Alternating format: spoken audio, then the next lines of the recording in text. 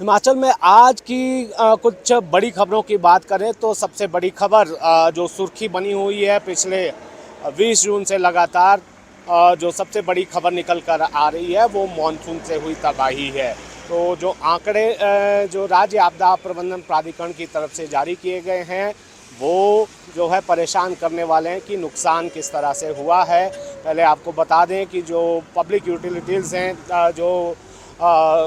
जो सेवाएं हैं, सड़क, बिजली, पानी और उनकी क्या स्थिति है। तो जो सुबह की रिपोर्ट है राज्य आपदा प्रबंधन प्राधिकरण की, उसके मुताबिक प्रदेश में जो छोटी बड़ी 223 सड़कें बंद पड़ी हुई हैं। अधिकतर जो सड़कें हैं जो भूस्खलन के कारण क्षतिग्रस्त हुई हैं, कई जगहों पर मलबा है तो उनको जो है उस मलबे को हटाने का काम जारी है। और एक एनएच भी बंद है, जो NH 3 है, जो मंडी से धर्मपुर होकर जाता है, तो बीच में कुटली नामक जगह पर वो बुरी तरह से क्षतिग्रस्त हुआ है।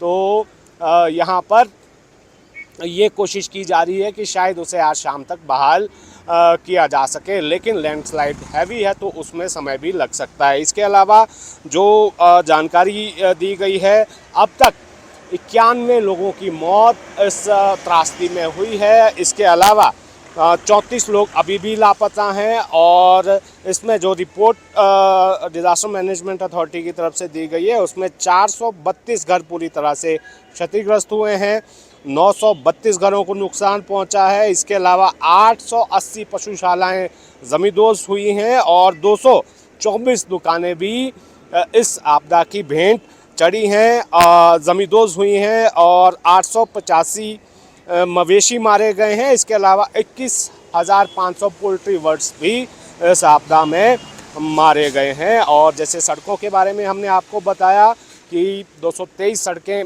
बंद पड़ी हुई हैं और उसमें एक NH भी शामिल है। इसके अलावा 151 जो ट्रांसफार्मर हैं वो ठप पड़े हुए हैं। तो प्रदेश के बहुत सारी ऐसी जगहें हैं, बहुत सारे ऐसे गांव हैं जो अंधेरे में हैं, विद्युत आपूर्ति उसमें बहाल नहीं हुई है। मंडी ज़िला सबसे ज़्यादा प्रभावित हुआ है। इसके अलावा 800 से ज़्यादा जलापूर्ति की योजनाएं भी प्रभावित हुई हैं, जिससे पीने के पानी का संकट बहुत सारी जगहों पर देखने को मिल रहा है। और इसी से संबंधित दूसरी बड़ी खबर मुख्यमंत्री के दौरे को लेकर है। मुख्यमंत्री का पहले 2 दिन का कार्यक्रम था। सराज विधानसभा क्षेत्र में देखा कि किस तरह से मुख्यमंत्री ने दौरा किया है, प्रभावितों से मुलाकात की है, पीड़ितों को वो हर संभव मदद का भरोसा दिया है। सराज के लिए 7 करोड़ की राशि भी मुख्यमंत्री ने दी है। और इसके अलावा मुख्यमंत्री ने जहाँ गाड़ी से कई जगह पर मुख्यमंत्री गए, तो पैदल भी मुख्यमंत्री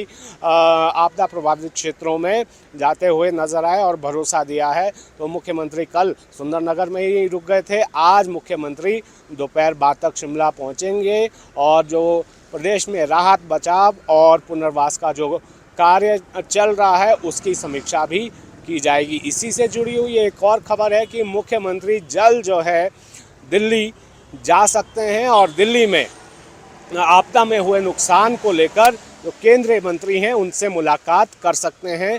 तो कोशिश, तो जानकारी ये भी निकल कर आ रही है कि प्रधानमंत्री से अगर समय मिलता है तो प्रधानमंत्री से भी मुख्यमंत्री मुलाकात करेंगे और जो ताज़ा हालात हिमाचल में बने हुए हैं उसको लेकर जो है एक रिपोर्ट भी केंद्र को सौंपेंगे और मदद होनी चाहिए किस तरह से हिमाचल की, इसको लेकर भी बात रखेंगे। और इसके साथ ही सियासी खबर भी अब ये बड़ी हो जाएगी, क्योंकि जिस तरह से पिछले कल ही केंद्र सरकार ने विभिन्न राज्यों के लिए जो मदद की राशि जारी की है उसमें हिमाचल का नाम शामिल नहीं है। और पिछले कल ही किस तरह से जो राजस्व मंत्री हैं जगत सिंह नेगी, उन्होंने सवाल उठाया था कि राज्य सरकार के साथ केंद्र सरकार भेदभाव कर रही है। तो इस पर सवाल है, इस पर भी सियासत अब गरमाएगी। और साथ ही एक और बड़ी खबर की बात करें तो जिन जो राज्य पर्यटन निगम के जो होटल हैं जो घाटे में चल रहे हैं, उनमें से 14 होटलों को जो है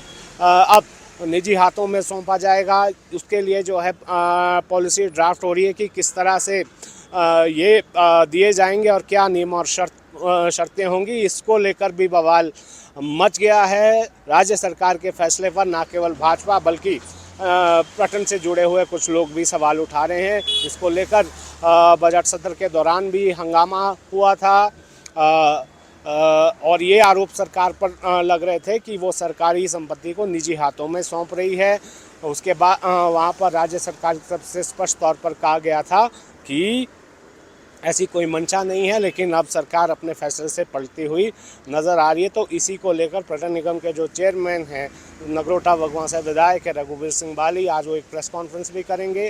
जो आरोप लग रहे हैं, जो सवाल उठ रहे हैं, उनका जवाब आरएस बाली देंगे और साथ ही विपक्षी तरफ से जो सवाल उठाए जा रहे हैं उसका भी जवाब आज आरएस बाली देंगे। और एक और बड़ी खबर की बात करें, जो नगर निकायों का जो आरक्षण रोस्टर की जो प्रक्रिया चल रही थी, वार्ड का जो पुनर्सीमांकन का कार्य चल रहा था, उसे जो है राज्य सरकार की तरफ से स्थगित करने के आदेश दिए गए थे। हवाला जो है ये दिया गया था कि जो जनसंख्या के सही आंकड़े उपलब्ध नहीं है, क्योंकि 2011 की जनसंख्या जो आंकड़े उपलब्ध हैं उसी के आधार पर जो राज्य निर्वाचन आयोग है उनकी तरफ से कहा गया था ये प्रक्रिया आपको पूरी करनी थी, लेकिन उन्हें पोस्टपोन करने के लिए जो शहरी विकास विभाग है उसकी तरफ से आदेश जारी कर दिए थे। इस पर फटकार राज्य सरकार को पड़ी है, शहरी विकास विभाग को पड़ी है कि उनके पास कोई ऐसा अधिकार नहीं है